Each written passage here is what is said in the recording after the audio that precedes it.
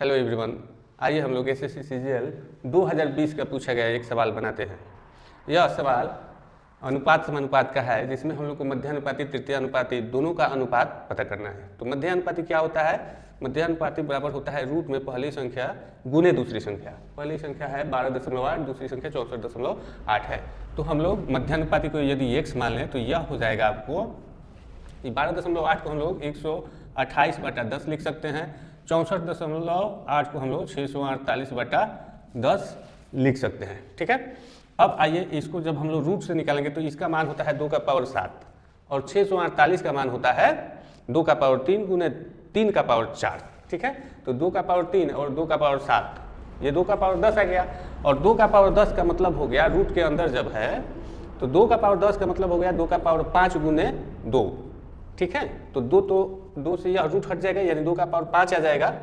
और 3 का पावर जो 4 है वो 3 का पावर 2 हो जाएगा। कहने का मतलब अगर यदि हम लोग एक लाइन और इसको फैक्टराइज करें तो ये इसका मान हो जाएगा 2 का पावर 7 गुना में इसका मान होता है 2 का पावर 3, 2 का पावर 3 हो गया, 2 का पावर 3 का पावर 4 और ये 10 का स्क्वायर हो गया।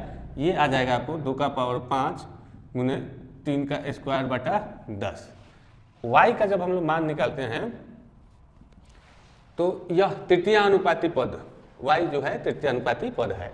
तो तृतीयानुपाती पद कैसे निकलता है? तो b का स्क्वायर बटा a, यानी इसको हम लोग 576/10 कर सकते हैं, गुना में फिर 576/10 कर सकते हैं और बाटा में हम लोग 38.4 को 384/10 कर सकते हैं। एक से तो एक 10 कैंसिल हो गया, ये बराबर आपको आ जाएगा, हाँ ये 384 2 बार में, 576 3 बार में, ये कट जाता है। फिर ये वाला कट जाएगा आपको 288, तो इसका मान आ गया 3 गुने 288 और बटा में 10 आ गया।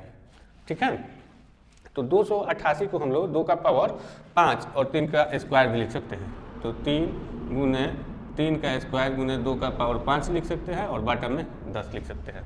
ठीक है, अब इन्हीं दोनों का अनुपात इसमें 2 से गुना करके 2x अनुपात y जब हम लोग निकालेंगे तो 2 गुने 2 का पावर 5 गुने 3 का स्क्वायर बटा में 10 हो गया।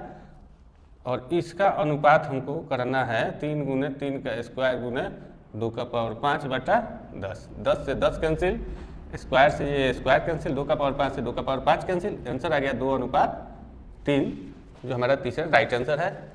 यदि वीडियो अच्छा लगा हो तो चैनल को लाइक कीजिए, सब्सक्राइब कीजिए। आशा करते हैं कि आप सबको ये बात समझ में आ गई होगी। धन्यवाद।